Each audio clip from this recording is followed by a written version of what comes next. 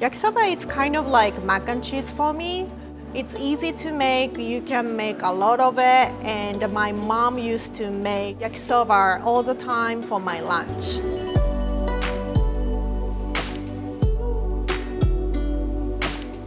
So the first recipe is classic yakisoba.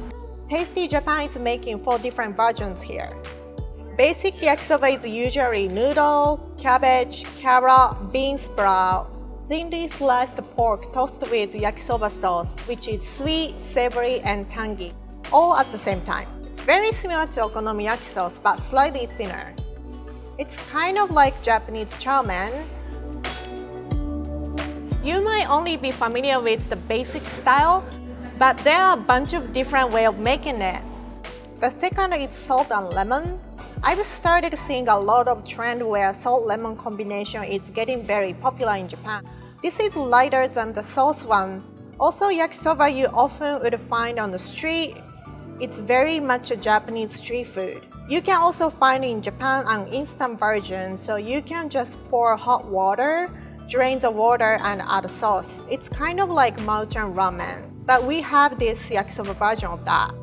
The options are unlimited. The third one is buta kimchi. Buta is pork and kimchi. Pork and kimchi flavor combination is very popular as well. If you go to an okonomiyaki place, you will see this flavor combination very often. It's a Japanese take on more of Korean style dish. I feel like it's more Japanese people have started using kimchi in our daily food. So I think it's kind of a fusion. You can order your favorite vegetables and protein and make it a little healthier and make it fancy. The fourth one is a little bit fancy with more seafood. It has shrimp and squid. It also has a little quail egg. Quail egg is super easy to find. Every grocery store has it pretty much.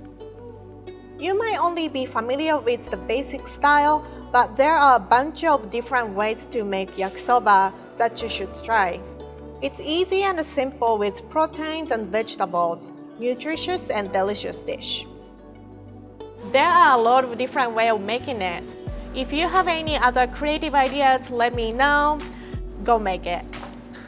And go make it fancy.